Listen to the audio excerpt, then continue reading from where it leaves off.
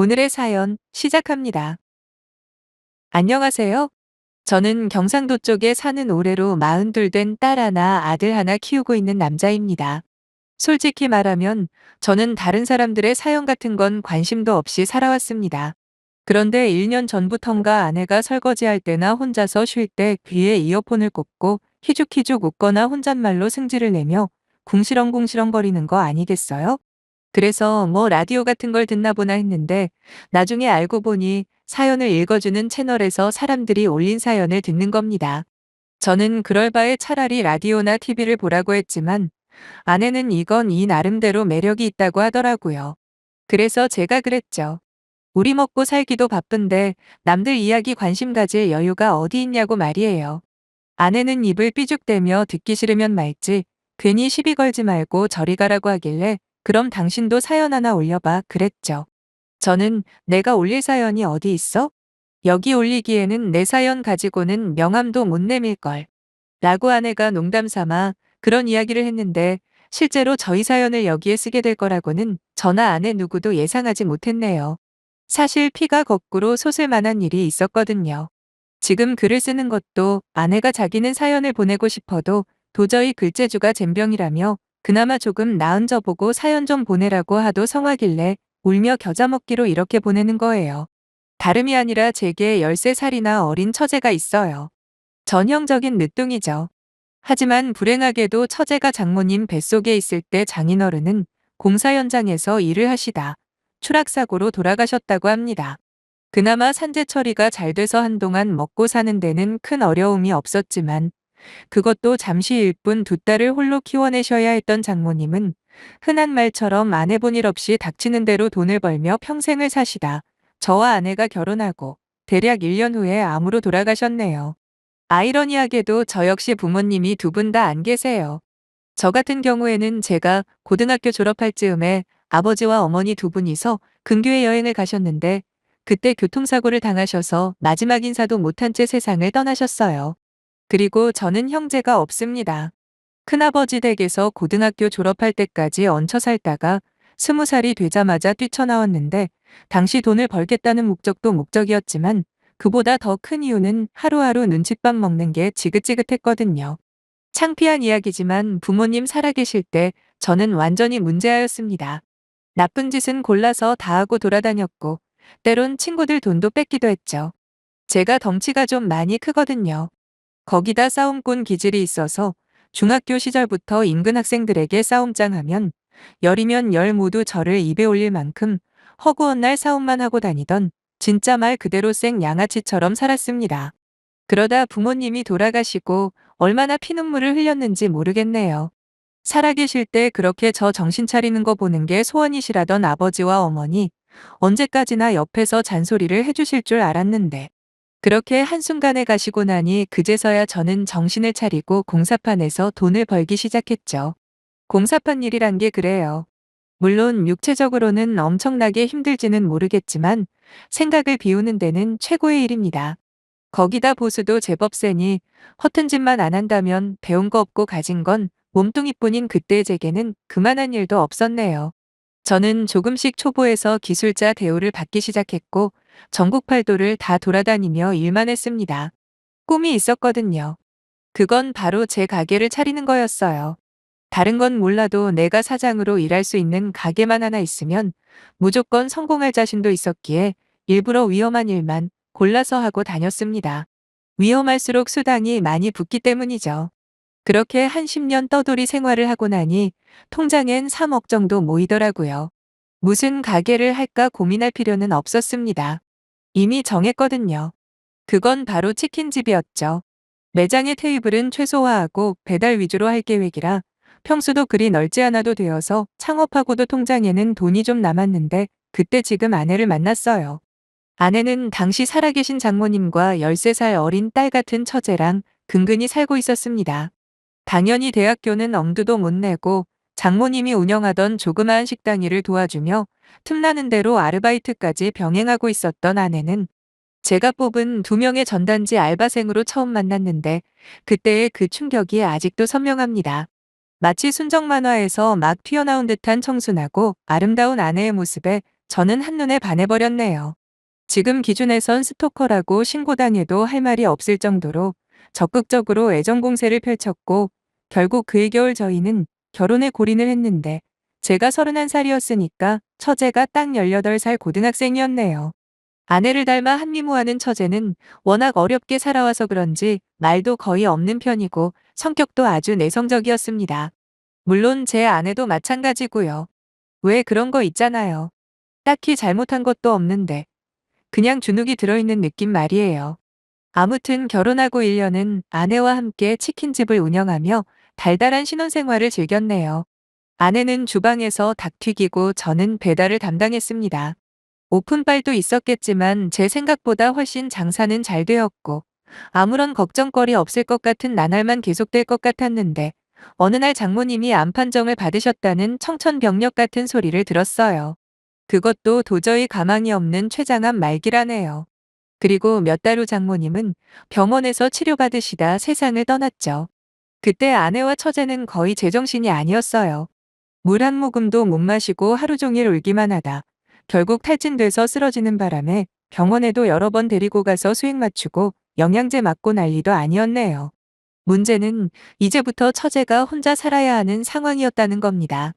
소심한 아내는 제게 한마디 의논도 못하고 혼자 전전긍긍하길래 제가 먼저 말했습니다. 처제, 우리가 데리고 살자. 아직 고등학생인데 혼자서 어떻게 살겠어? 라는 제 말에 아내는 그제서야 안색이 밝아지더군요. 고맙다고 말하는 아내를 보며 그렇게 걱정이 되면 진작에 말을 하지. 저렇게 늘 할 말 못하고 혼자 속으로 끙끙 앓기만 하는 아내를 보며 안타까운 마음뿐이었습니다. 그렇게 처제와 같이 살기 시작했는데 정말 별일이 다 있었네요. 아내와 달리 공부를 유난히 잘했던 처제는 처음에는 저를 어려워하더니 시간이 흐르면서 문제아였던 제 학창 시절을 가지고 농담까지 할 정도로 사이가 좋아졌어요. 거기다 자꾸 장사하는데 찾아와서 자기도 돕겠다고 고집을 부리는 통에 제 속을 어지간히도 썩였죠. 처음엔 저보고 형부라고 부르다가 나중에는 오빠라고 부르며 더욱더 친밀해졌어요.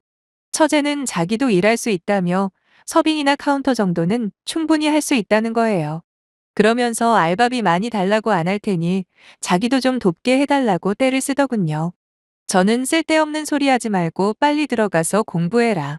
돈은 나랑 언니가 벌 테니 넌 열심히 공부해서 서울대 들어가서 성공해야지. 그럼 그때 몇 배로 돌려받을 거니까 공부나 열심히 하라고 말했습니다. 그러면서 처제와 저는 실제 남매처럼 말싸움까지 하기도 했는데 결국 승자는 저였죠. 그렇게 아내와 저, 그리고 처제, 우리 3명은 진짜 행복했습니다. 또 한 번은 가게 손님 중에 한 명이 저와 처제 사이를 두고 이상한 소리를 하길래 죽여버린다고 하고 내쫓은 적도 있습니다. 할 소리 못할 소리 구분 못하는 너 같은 인간한테는 닭 안 팔아도 되니까 우리 가게에 얼씬도 하지 말라고 했죠. 아무튼 행복한 시간은 흐르고 우리에겐 딸 하나 아들 하나 복덩이가 둘이나 생겼네요. 처제 역시 대학교 졸업하고 좋은 회사에 취직도 했고요. 진짜 기분이 이상하더군요. 마냥 어릴 줄만 알았던 큰딸 같은 처제가 어느새 직장인이 되다니요. 거기다 매달 월급날이면 제 선물이며 조카들 선물까지 꼬박꼬박 사주던 처제는 여느 아가씨처럼 연애도 시작하더라고요. 맨 처음 남친이라고 소개시켜줬을 때 저는 한눈에 그 남자가 마음에 들지 않았어요. 뭐 친구한테 소개를 받았다고는 하는데 혹시 그거 아시나요? 남자는 남자가 봐야 진면목을 안다고 하죠? 처제가 데리고 온 그 놈은 자기 딴에는 매너 있는 척 연기를 했지만 몇 마디 대화만 나눠봐도 저는 알 수 있더군요. 결코 좋은 남자는 아니라는 느낌이 강하게 오는 겁니다. 거기다 제 아내 역시 저와 같은 생각이라며 그 놈이 가고 난 뒤 그 사람은 별로인 것 같다. 다시 한 번만 더 생각을 해보라고 만류를 했어요. 그런데 그 말을 들은 처제는 처음으로 저와 아내에게 화를 내더라고요. 어떻게 그래? 내가 처음 정식으로 소개한 남자친구인데 어떻게 딱 한 번 보고 헤어지라는 말을 할 수가 있어? 라는 처제를 보며 저희는 순간 아차 싶더군요. 처제의 말도 일리가 있다 싶었습니다. 저나 아내가 점쟁이도 아니고 알고 보면 좋은 사람일 수도 있잖아요. 괜한 선입견으로 반대하는 건 아니다 싶어 처제에게 미안하다 사과하고 일단락지었습니다. 그 일이 있고 1년 후 둘은 결혼하겠다고 발표를 했고 거기다 결혼하고 시댁으로 들어간다는 말에 저희는 깜짝 놀랐어요. 당연히 결사반대를 했죠. 하지만 처제는 저희 없이라도 결혼하겠다고 고집을 부렸고 결국 저희는 지고 말았네요. 상견례를 거쳐 결혼식까지 2달도 안 걸렸습니다. 당연히 장인 장모님이 안 계시니 저희가 혼주 역할을 했고요. 비록 제 딸은 아직 한참 어리지만 처제가 결혼하는 모습을 보니 이런 게 딸자식 시집 보내는 아빠의 마음이 아닐까 하는 생각까지 들면서 이왕 하는 결혼 정말 행복하기를 빌었습니다. 그리고 한동안 저희는 처제를 걱정할 여유도 없이 바쁘게 살았습니다. 1시간 떨어진 지역에 체인점을 하나 더 냈거든요. 지금까지 운영하던 치킨집은 아내가 맡고 저는 대부분의 시간을 새로 입점한 체인점을 돌보는데 전념을 했어요. 바쁘게 살다 보니 점점 처제와 연락도 뜸해지고 처제 역시 잘 사는지 별 큰 소리 없이 시간이 흘렀습니다. 물론 한 달에 한 번은 혼자서 저희 집에 들러 함께 시간을 보냈어요. 그때마다 처제는 항상 밝아 보여서 정말 잘 살고만 있는 줄 알았는데 어느 순간부터 조금 이상한 겁니다. 한두 번이면 이해를 하겠는데 어떻게 1년이 넘게 처제는 동서 없이 혼자만 오는 거예요. 저는 이상하다 생각이 들어 넌지시 떠봤죠. 동서는 요즘 뭐 하냐고 통 얼굴을 못 봤는데 언제 한번 시간 내서 오라고 했습니다. 그랬더니 처제는 요즘 일 때문에 많이 바쁘다며 말끝을 흐리더군요. 본인이 별일 없다고 하는데 제가 뭐 어쩌겠어요. 그래서 요즘 시국에 바쁜 게 복이라고 하면서 그냥 믿고 넘어갔죠. 그런데 글쎄 지지난주 새벽에 처제에게 전화가 왔습니다. 다 죽어가는 목소리로 자기 집으로 데리러 와줄 수 있냐고 하는데 저는 본능적으로 뭔 일이 생겼다는 생각에 부랴부랴 아내 깨워 차 타고 갔습니다. 처제는 집 밖에서 저를 기다리고 있더군요. 제가 집 안으로 들어가서 무슨 일인지 확인하려는데 처제가 저를 말리며 너무 늦었다고 일단 저희 집으로 가자고 해서 데리고 들어왔는데 진짜 지금 생각해도 쌍욕이 나오네요. 밖에서는 어두워서 제대로 못 봤는데 집에 돌아와 보니 처제 얼굴 여러 군데 피멍 자국이 있는 거예요. 저는 단번에 알아봤습니다. 맞은 자국이라는 걸요. 치밀어 오르는 분노를 억누르며 누가 그런 거냐 물어봤더니 아무 대답을 못하던 처제는 눈물만 흘리더군요. 당장이라도 처제를 다그쳐 알아내고 싶었지만 어느 정도 진정할 때까지 기다려 주었어요. 1시간 넘게 아내와 부둥켜 안고 울던 처제 입에서 나온 이야기는 정말 충격 그 자체였네요. 시가에서 시작한 결혼 생활은 첫 시작부터 엉망이었다고 하더라고요. 시어머니라는 인간은 일단 친정부모가 없다고 무시하는 건 기본이고 온갖 집안일은 전부 처제만 시키더라는 거예요.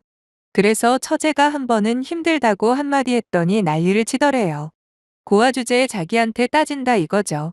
아니, 세상에 부모 없이 살아온 것도 서러운데 그걸 약점으로 삼다니 이게 사람인가요? 그때부터 저는 거의 제정신이 아니었을 겁니다. 문제는 그 동서였었는데 지 애미라는 인간이 자기 와이프를 말도 안 되는 걸로 괴롭히고 힘들게 하면 나서서 한마디 하던가 아니면 위로라도 해줘야 하는 거 아닌가요? 근데 자기 엄마에 대해서 안 좋은 이야기했다고 쪼르륵 가서 일러 바치는 바람에 일만 더 크게 만들었다고 하더라고요. 거기다 술만 먹으면 개가 되는데 매일같이 집에서 소주 2병은 기본으로 마신답니다. 그러면서 하는 말이 밖에서 안 마시고 집에서 마시는 걸 감사하게 생각하라고 했대요. 진짜 못 배운 제 눈에도 그 집 인간들은 막장 중에 막장이더군요. 하지만 처제는 이 모든 수모에도 자신이 반대하는 결혼을 고집부려 한 만큼 저희한테도 털어놓지도 못하고 그저 좋아지겠거니 하는 헛된 희망으로 1년 가까이 참아왔답니다. 그러다 결국 그날 새벽에 고주망태가 된 동서한테 술 좀 그만 마시라고 한 소리 했다가 건방지다는 말과 함께 주먹으로 얼굴을 맞게 된 거죠. 이대로는 더 이상 안 되겠다는 생각에 저한테 전화를 한 거였습니다. 바보 같은 아내와 처제는 다시 울기 시작했는데 제가 소리를 질렀어요. 그만 울라고요. 운다고 일이 해결될 것도 아니고 내가 알아서 해결해 줄 테니까 힘 빼지 말고 푹 쉬라고 말했습니다. 이렇게라도 안 하면 둘의 성격상 밤새 울 게 뻔했거든요. 그리고 저는 생각에 잠겼죠. 이대로 그냥 이혼시키기에는 너무 억울하고 분도 안 풀리는 겁니다. 그래서 뭔가 확실하게 되갚을 방법이 없나 이 방법 저 방법 고민을 거듭했죠. 다음 날 처제 데리고 병원 가서 일단 진단서부터 뗐어요. 그리고 이혼 소송에 대해 법률 상담도 받았고요. 그리고 제 유일한 어릴 때 친구 녀석에게 전화를 했죠. 자세히는 말씀드리지 못하지만 현재 현역으로 뛰고 있다고만 말씀드릴게요. 제가 날뛸 수도 있지만 일단 저는 가족이라라 나중에 문제가 생길 수도 있으니 조심해야 했거든요. 그리고 저녁에 잠깐 볼일 좀 보고 온다 하고 친구 놈과 처제 시가로 찾아갔습니다. 마침 온 식구 다 있더라고요. 그 동서놈이랑 그놈 부모까지 말이에요. 뭐가 그리 좋은지 거실에서 킬킬대며 TV를 보고 있던 그 인간들은 저와 제 친구를 보자마자 누구냐며 난리를 치는데 제가 신호를 주자 친구는 그야말로 깽판이 뭔지 제대로 보여줬습니다. 원래 학창 시절에도 꼭지가 한 번 돌면 저도 말리기 힘든 녀석이거든요. 친구놈은 제 부탁대로 부엌이며 거실이며 손에 잡히는 건 다 때려부시 시작했습니다. 10분도 안 지나서 이미 집안은 온통 난장판이 돼버렸고 구석에 숨어있는 그 인간들에게 제가 다가갔죠. 우리 처제 맞은 거 갚아드리러 왔다고 마음에 드시냐 했어요. 얼마나 자식 교육을 잘 시키셨으면 자기 마누라까지 두들겨 패냐 물어봤습니다. 겁에 질렸으면서도 꼴의 자존심은 있는지 처제 시어머니라는 인간이 신고한다고 소리를 지르길래 전 웃으며 말해줬어요. 좋다고요. 어차피 우리도 진단서 끊어놨으니 쌍방으로 신고해보자고 했습니다. 대신 제 친구를 가리키며 사람이 법으로만 사는 거 아니라고 다른 건 몰라도 우리 처제 고아라며 괄세하고 사람 취급 안 한 거 거기다가 얼굴 엉망으로 만들어 놓은 거 전부 꼭 다 갚아줄 테니 기대하라고 했죠. 밤길 조심하라는 말도 잊지 않고 해줬습니다. 협박을 했냐고요? 네, 협박한 거 맞아요. 하지만 저딴 인간들에게 신사적으로 나가고 싶지 않았습니다. 세상에서 제일 귀한 우리 처제를 그렇게 만들어놨으니 반드시 대가를 치르게 할 작정이었거든요. 그제야 사태가 보통 심각한 게 아니라는 걸 깨달았는지 처제 남편 놈이 무릎으로 기어와서 잘못했다고 빌더라고요. 마누라 팰 때는 언제고 이제 와서 무슨 사과냐. 그냥 주거침입이랑 기물파손으로 신고해라. 우리도 너 가정폭력으로 신고하고 동네방네 소문 다 내줄 거야. 그리고 그게 끝이 아니라는 건 알아두고 하고 돌아서는데 처제 시어미가 제 발을 잡고 사정을 하더군요. 어떻게 하면 되겠냐고 하면서요. 그래서 제가 조건을 말해줬죠. 내일 아침 날이 밝는 대로 우리 집 와서 당신 모자 둘다 우리 처제한테 사과하고 또 결혼할 때 처제가 해온 혼수며 결혼식에 들어간 비용은 물론이고 병원비에 위자료까지 내놓고 조용히 이혼하라고 했습니다. 아니면 진단서 들고 가서 이혼소송 불사하겠다. 그리고 지옥 끝까지라도 찾아가 복수할 거라고 했더니 얼마나 급했는지 제 말이 다 끝나기도 전에 고개를 끄덕이는데 참 웃기지도 않더라고요. 부모 없이 자란 힘없는 며느리는 만만하니 온갖 갑질하면서 괴롭혀온 주제에 자기보다 강한 사람 앞에선 교활하게 약한 척, 불쌍한 척하는 그 모습을 보니 구역질이 나더라고요. 다음날 지 엄마 데리고 와서 무릎 꿇고 미안하다 사과하는 자기 남편을 보고 처제는 아무 말도 안 하더군요. 그냥 빨리 이혼하고 싶은 마음뿐이라길래 실력 있는 이혼 전문 변호사에게 맡겨 위자료까지 넉넉하게 받고 협의 이혼시켰네요. 현재 처제는 다시 예전처럼 저희 집에서 함께 살고 있습니다. 아직도 가끔씩 혼자 멍하게 있는 시간들이 있기는 하지만 그래도 처음 이 집에 들어왔을 때보다는 많이 좋아졌어요. 그래도 원래의 일상으로 돌아가는데 제법 많은 시간이 필요할 것 같네요. 많이 참은 만큼 회복도 느릴 테니까요. 하지만 막말로 애가 있는 것도 아니잖아요. 우리 처제 정도면 단지 이혼을 한 번 했다는 경력이 그렇게까지 발목을 잡지는 않을 겁니다. 다른 분들 생각은 어떨지 몰라도 저는 제가 선택한 해결 방법이 최선이었다고 판단하고 후회는 없네요. 그저 우리 처제의 인생에 이제는 행복한 일만 생기기를 바랄 뿐이지요. 끝까지 읽어주셔서 감사합니다. 오늘의 사연 시작합니다. 제가 어쩌다 여기에 사연을 쓰고 앉아있는지 한 치 앞도 모르는 게 인생이라더니 제가 딱 그 꼴이네요. 천생연분이라고 생각했던 사랑스러운 남편과 자기 아들보다 저를 더 위하고 아껴줬던 그 시어머니라는 사람은 알고 보니 정말 가증스럽고 더러운 족속들이었습니다. 저는 35살, 서류상으로 이혼녀가 된 지 2달 된 따끈따끈한 돌싱이고요. 결혼 생활은 딱 2년 조금 안 되게 했네요. 애는 없어요. 천만다행이죠. 물론 아이가 있었더라도 이혼은 당연히 강행했겠지만 제 마음고생은 더 심했을 겁니다. 그렇게 애가 안 생겨 힘들어했던 시간들이 이제는 오히려 감사하게만 느껴질 따름입니다. 남편과 저는 중매로 만났어요. 전 서울에 있는 중위권 대학교를 졸업하고 저희 아빠가 이사로 재직 중이셨던 증권사에 입사해서 지금까지 꾸준히 다니고 있어요. 남편은 정육점을 하고 있고요. 말이 정육점이지 규모는 꽤 큽니다. 시아버지가 하시던 건데 경환으로 돌아가신 후부터 남편이 이어받아서 하고 있어요. 가게 월세와 인건비 빼고도 월 500에서 600 정도 됩니다. 제 월급이 400 중반이거든요. 둘이 합치면 한 달에 못해도 1000만 원은 되니 경제적으로 넉넉한 편이라고 할 수 있겠죠. 실제로 이혼하기 전에 저희는 새 거 쓰면서 살아도 매달 400만 원씩 꼬박꼬박 적금을 들고 있었는데 한마디로 돈 문제로 싸울 일은 거의 없었다는 이야기입니다. 물론 시가 쪽도 나름 나쁘지는 않아요. 28평 자가 아파트도 있으시고 시아버지 사망보험금이랑 시어머니 연금을 고려하면 노후 준비는 어느 정도 되어 있는 상태고요. 단지 문제는 저희 아빠 재산이었나 보네요. 정확하게는 모르지만 이것저것 다 합치면 대략 20억 정도 가지고 계신 걸로 알아요. 증권사에서 이사로 근무하시다 정년 퇴임하시면서 받은 퇴직금과 그동안 모아놓은 돈 모두 다 합쳐서 아빠는 전업투자자로 변신을 꾀하셨죠. 워낙 그쪽으로는 밝으신 분이라 몇 년 사이에 불리고 불려 20억이 된 거예요. 남편은 위로 형 한 명의 밑으로 여동생 한 명 있는 반면 저는 외동입니다. 엄마와 아빠는 7년 전에 이혼을 하셨지만 가끔씩 저와 함께 만남을 유지하고 있는 상태고요. 결혼할 때도 별 문제 없이 부드럽게 진행이 되었어요. 아무래도 양가 모두 금전적으로 넉넉하다 보니 특별히 서로 기분 상할 일은 안 생기게 알아서 챙길 거 챙기며 결혼했어요. 당연히 남편과 시댁 쪽에선 우리 아빠의 재산 상황은 알고 있었습니다. 딱히 숨길 이유도 없었기도 했었지만 신혼집을 아빠가 해주시는 바람에 남편이 혼수하고 결혼 비용 담당하기로 했거든요. 그때 자연스럽게 알게 된 거죠. 결혼하고 1년 하고도 6개월 정도는 정말 이보다 완벽한 결혼 생활이 있을까 싶을 만큼 모든 게 잘 맞았어요. 특히 시어머니는 저만 보면 입꼬리가 귀에 걸리시며 우리 딸 왔냐고 근데 옆에 달고 온 저건 뭐냐고 장난을 치셨어요.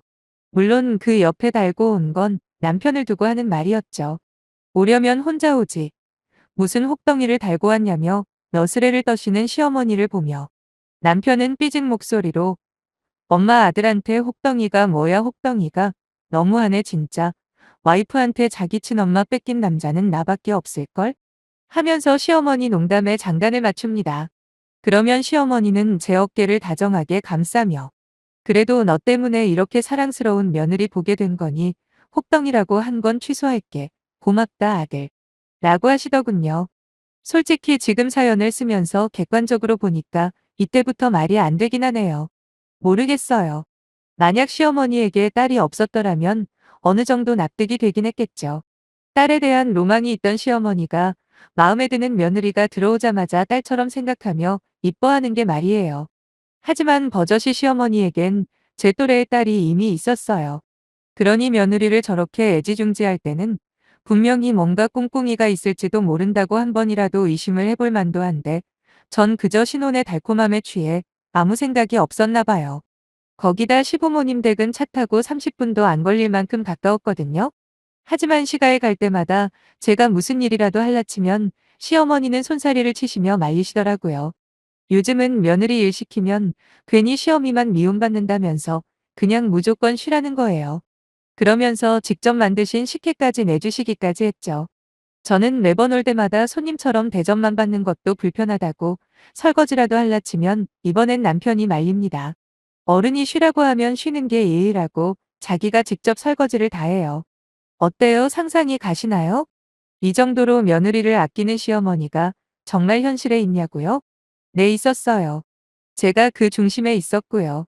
더 엄청난 걸 말씀드려 볼까요? 명절 때는 말이죠. 늘 남편과 저는 저희 친정에 먼저 들렀습니다. 당연히 시어머니가 그렇게 하라고 하신 거고요. 자기는 어차피 혼자인데다 제사도 안 지내고 또 거리가 가깝지 않냐고 하시면서 그런데 사돈네는 멀리 사시는데 얼마나 딸이 보고 싶겠냐고 무조건 명절 때는 저희 집부터 보내주셨어요. 그래서 저는 명절만 되면 저희 집에 가서 편하게 보내고 돌아왔죠. 시간이 좀 늦어진다 싶으면 전화만 한 통화해드리면 만사 오케이였어요. 어머님 저희가 정신없이 이야기하다 보니 너무 늦어졌네요. 내일 아침 일찍 찾아뵐게요. 죄송해요. 라고 전화를 드리면 시어머니는 아니라며 자기 걱정 말고 천천히 시간 보내다 오라고 하시더라고요. 심지어 다음날 일찍 안 와도 된다는 말씀까지 하시던 분이었습니다. 정말 대단하죠? 이때는 몰랐습니다. 이 모든 것들이 전부 가식이고 목적이 따로 있었다는 걸요. 평소에도 남편은 유독 우리 아빠가 투자하고 있는 주식에 관심이 많았어요. 틈만 나면 아빠 주식 동향을 체크하고 제게 수시로 알려주길래 제가 짜증을 낸 적도 있어요. 아빠가 투자해서 돈을 벌던 날려먹던 그건 다 아빠 돈이니 신경 쓰지 말라고 했죠. 그랬더니 움찔하던 남편은 그 후로는 내색 안 하더라고요. 그러다 아빠가 일생일대에 모험을 하게 되는데 바로 비트코인에 20억을 몰빵하신 겁니다. 뭐 아빠 말로는 정부기관 쪽에 아주 확실한 정보를 바탕으로 하신다고는 했지만 전 너무 걱정이 되는 거예요.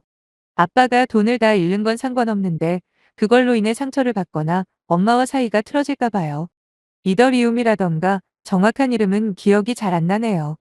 아무튼 저는 그쪽에 아예 관심이 없어서 잘 몰랐지만 코인에 올인을 한 아빠를 유독 촉각을 곤두세우며 예의주시하던 사람이 있었으니 그건 바로 제 남편이었네요. 처음엔 크게 내색하지 않더니 나중엔 아예 대놓고 핸드폰으로 코인 동향만 보고 있는 거예요. 그러면서 여보 오늘 장인어른 거 내려갔어 어떻게 해? 라거나 아니면 어떤 날은 얼굴에 웃음꽃이 떠나질 않으면서 다행히 오늘은 제법 올라갔네? 역시 돈이 돈을 번다는 게 맞는 말이구나. 부럽다 부러워라고 하길래 우리 아빠 돈 신경 쓰지 말고 우리 주머니에 들어오는 돈이나 신경 쓰시지? 이번 달 고기 좀 나갔어? 코로나 때문에 그런가 통 손님이 없네. 아니 이런 시국일수록 장사에 신경 좀 더 쓰자라고 핀잔을 주곤 했는데 그래도 남편은 시간만 나면 아주 그놈의 비트코인 그래프만 보고 있더라고요. 그러다 어느 날 남편이 미친 듯이 제게 전화를 하는 겁니다. 너무도 다급한 목소리의 남편은 거의 울먹이는 듯이 제게 소리를 치는데 장인어른 코인이 망했다는 거예요. 그러면서 벌써 반에 반토막도 안 남게 생겼다며 아주 난리법석을 떨었어요. 저는 일단 진정하고 직접 아빠한테 알아본다고 하고 전화를 끊었죠. 사실 저 역시 너무 놀라서 바로 아빠에게 전화를 걸었는데 무슨 영문인지 통 받지를 않으시더라고요. 제 걱정은 점점 커져만 갔고 나중에는 해서는 안 될 상상까지 자동으로 되는데 아주 미치겠더라고요. 물론 아빠가 그럴 뿐이 아니라고 믿고는 있지만 그래도 사람 일이라는 게 모르는 거잖아요. 거기다 전 재산을 투자하실 만큼 확신을 가지셨을 텐데 만에 하나 실패했을 때의 실망감도 그만큼 클 거 아닙니까? 아무튼 남편은 그 후로 10분이 멀다 하고 제게 계속 전화를 거는데 너무 정신사나워서 받지는 않았어요. 아빠에게 계속 전화를 시도하는 중에 그렇게 얼마가 흘렀을까 마침내 아빠와 통화가 되었습니다. 아니나 다를까 아빠의 목소리에는 힘이 하나도 없더라고요. 저는 돈 걱정보다 아빠가 더 염려돼서 괜찮으시냐고 안부부터 물어봤죠. 그리고 지금 어디시냐고 얼마나 걱정했는데 전화를 왜 그렇게 안 받은 거냐면서 다그쳤습니다. 하지만 아빠는 기운이 하나도 없는 목소리로 그저 괜찮다고만 하시는 거예요. 별다른 말씀은 없으셨고요. 저는 차마 돈 이야기는 못 물어보겠어서 그냥 끊으려는 차에 아빠가 그러시더라고요. 큰 손해는 안 봤으니 너무 걱정 마라. 다행히 크게 떨어지기 전에 미리 뺐어. 그러니 염려 안 해도 된다. 라고요. 그래도 힘 빠지는 건 어쩔 수 없으시다면서 당분간 혼자 어디 좀 다녀오신다고 나중에 다시 연락하자고 하시는데 한편으로는 다행이라는 생각도 들고 또 다른 한편으로는 풀쭉은 아빠가 안쓰럽기만 했네요. 불행 중 다행인 건 아빠가 조금이라도 늦게 뺐으면 아마 20억이 2억도 안 남았을 거라는 거죠. 하지만 결과적으로 5억만 날리시고 나머지 원금은 회수를 하신 모양이더라고요. 정말 큰일 날 뻔했죠. 문제는 지금부터 진정한 고난이 시작되었다는 겁니다. 집에 도착하니 정육점은 어쩌고 남편이랑 시어머니랑 저를 기다리지 뭐예요. 저를 보자마자 남편은 호들갑을 떨면서 어떻게 된 거냐고 마치 똥 마려운 강아지 마냥 안절부절 못하고 있더군요. 그러면서 한다는 말이 도대체 얼마를 날리신 거냐고 그리고 장인어른 어디시냐. 숨 돌릴 틈도 없이 질문들을 던져대는데 전 다행히도 조금 미리 빼서 그나마 선방은 하셨다 하고 안심을 시켜주려 했죠. 그때 남편 입에서 놀라운 말들이 쏟아져 나오더라고요. 그러게 무슨 욕심을 그렇게 부리시는 거야. 그냥 안전한 데 투자하시면서 유지만 하시지 말이야. 그러게 다 늙어서 돈 욕심 부리면 끝이 안 좋다니까? 난생 처음 들어본 남편의 거친 말이었습니다. 늘 다정하고 따뜻한 말만 하던 남편은 마치 두 얼굴의 헐크처럼 혼자서 방방 뛰며 열을 내는데 더 어이가 없는 건 옆에 시어머니였죠. 남편 말에 맞장구를 치면서 원래 있는 놈들이 더하다는 게 아니겠어요? 제가 뭐라 말할 겨를도 없이 다다다 쏟아내는 두 모자를 보며 저는 속으로 이것들 봐라 싶더군요. 딱 봐도 견적 나오지 않나요? 평소에는 그렇게 알랑방구를 끼던 남편과 시모가 우리 아빠가 이제 돈 없는 처지가 된 줄 알고 본심을 드러낸 거죠. 그렇습니다. 지금까지 저와 저희 집에 잘했던 그 모든 이유가 바로 돈이었다는 걸 전 바로 알 수 있었어요. 하지만 한편으로는 그래 사람이니 그럴 수 있다. 속상한 마음에 저런 식으로 표현했겠지. 하며 이해도 되는 측면도 있긴 했어요. 이상하게 솔직하게 말해주기가 싫더군요. 왠지는 모르겠지만 한순간에 태도가 바뀌어버린 남편과 시모에게 아니에요. 사실 저희 아빠 돈 아직 많으세요. 그러니 안심들 하세요. 라고 말하기가 꺼려지는 겁니다. 오히려 어디까지 하는지 두고 보자라는 심정으로 전 침울한 표정만 짓고 더 이상 말을 하지 않았습니다. 그랬더니 상황이 진짜 심각하다고 해석을 한 남편은 또다시 그놈의 늘끔하게 돈욕심 타령을 하기 시작했고 나중엔 저한테 화까지 내지 뭐예요. 애초에 무리하게 투자한다고 했을 때 제가 말렸어야 한다고 말이에요. 정말 앞뒤가 안 맞아도 이렇게 안 맞을 수가 있나요?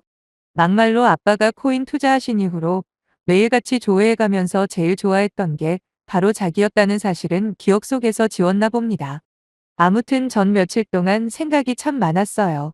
결혼하고 달콤했던 순간순간들이 결국 나라는 사람을 좋아하고 아껴준 게 아니라 내 뒤에 있는 아빠의 돈 때문이었다는 사실에 치를 떨 만큼 배신감이 느껴지더라고요.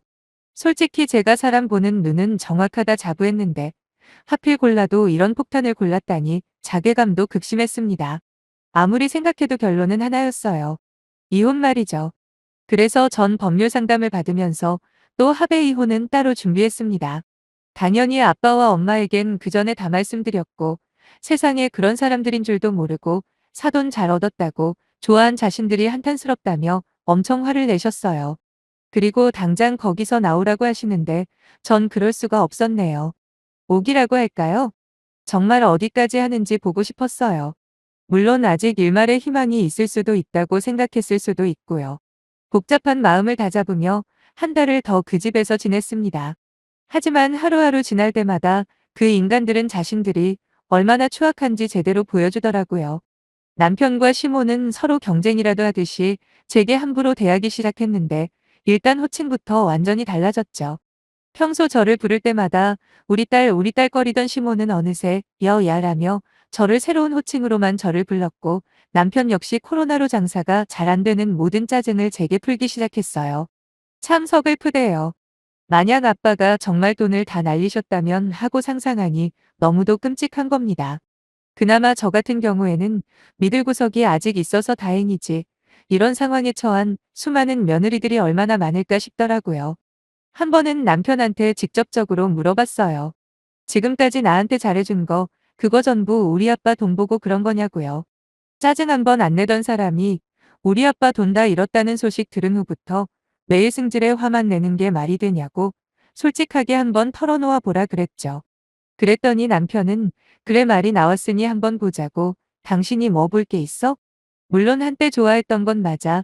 근데 사람이 감정만으로 살 수 있어? 돈이 먼저야. 사람답게 살려면 무조건 돈이 있어야 한다고.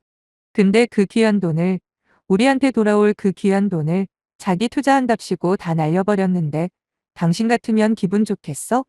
내 입장도 좀 이해해줘야지. 라더군요. 설마 했는데 남편의 입에서 직접 듣게 되니 더 충격적이었습니다. 저는 조용히 입을 열었습니다. 돈보다 더 중요한 게 훨씬 많다고 생각한다고요. 우리 매달 꼬박꼬박 400만 원씩 저축도 하는데 이 정도면 만족하고 살만하지 않냐 다시 물어봤더니 남편은 갑자기 큰 소리를 내며 그러는 거예요. 그딴 개소리는 집어치우라고요. 세상에 돈보다 중요한 게 어디 있냐고. 아무리 잘난 사람도 돈 없으면 등신 취급받는 거 모르냐. 아주 길길이 날뛰는 겁니다. 한때나마 제 전부였고 사랑을 속삭였던 사람의 입에서 저런 구역질 나는 말들이 나오다니 더 이상은 못 참겠더라고요. 가장 최악인 건 저게 남편의 진심이라는 거예요. 전 며칠 후 이혼하자고 말했습니다. 그런데 웃기게도 최소한 고민은 할 줄 알았던 남편은 반색을 하며 그러자고 하는 거예요. 그래 여보 잘 생각했어. 사실 나도 이대로는 같이 사는 게 의미 없다고 생각하고 있던 참이었거든. 당신 행복을 위해서라도 우리가 헤어지는 게 맞는 것 같다 고마워. 세상에 어느 남편이 이혼하자는 아내의 말을 듣고 고맙다고 할까요? 진짜 쓰레기 중에 쓰레기더군요. 그리고 시어머니 반응 역시 별반 다를 게 없었어요. 무심하게 그냥 알겠다며 오히려 저보고 잘 생각했답니다. 그렇게 저희는 이혼을 했습니다. 숙려 기간 동안 남편이 정육점을 접었다는 소식이 들리더라고요. 아마 코로나 때문에 손님들이 너무 없어 월세 내는 것도 빠듯할 정도로 상황이 안 좋아진 모양이었어요. 전혀 신경 안 썼습니다. 이제 진짜 남남이니까요. 그리고 마지막 법정에서 만나는 날, 전 4시간 미리 출발해서 샵에 가서 머리부터 헤어까지 최대한 멋지게 꾸미고 옷도 세련되게 입었죠. 그리고 아빠가 가지고 있던 외제차까지 끌고 남편을 만나러 갔습니다. 뭐지? 하는 표정으로 저를 보긴 했지만 남편은 별말 안 하더라고요. 아마 정육점을 접게 되면서 심적으로 충격이 심해 보였어요. 최종적으로 공동명의 집부터 모든 재산은 정확하게 반반 나누기로 하고 이혼 마무리 지었습니다. 그리고 나오면서 남편에게 말했어요. 가게 접었다며? 이제 어떻게 먹고 살 거야? 뭐 내 알바는 아니지만 말이야. 그러자 남편이 저를 노려보면서 그걸 네가 왜 알고 싶은 건데? 돈이라도 빌려주게? 아 맞다. 니네 집 거지지? 그래도 주제의 마지막 날이라고 힘주고 나왔네. 허세 장난 아니다. 라며 끝까지 저를 비꼬는 남편에게 전 그동안 그렇게 하고 싶은 말을 남겼어요. 누가 거지래? 그동안 너랑 니네 엄마 막장쇼 잘 봤다. 아주 가관이더라. 근데 어떡하냐. 우리 아빠 하나도 안 망했는데 말이야. 고맙다 인생의 쓴맛 제대로 알려줘서 덕분에 누굴 만나도 너보다는 좋은 남자일 거야. 평생 돈만 따라다니면서 지금처럼 비참하게 살아줘. 라고 말하고 매몰차게 뒤돌아버렸죠. 남편이 얼빠진 표정으로 저를 한참 동안이나 쳐다보는 게 느껴지더군요. 진짜 속 시원했습니다. 지금은 제가 하는 일 열심히 하면서 주말이면 아빠 엄마랑 맛집 탐방도 다니고 캠핑도 하면서 재미있게 보내고 있어요. 철저하게 가면을 쓰고 저를 대해온 그 모자의 참모습을 몰랐다면 아직도 그 속에서 꼭두각시처럼 호구짓만 하고 있었을 텐데 누구 말대로 조상님이 도와주셨나 봐요. 이렇게라도 새 출발하게 돼서 얼마나 다행인지 모르겠네요. 제 사연 읽어주신 분들 감사합니다.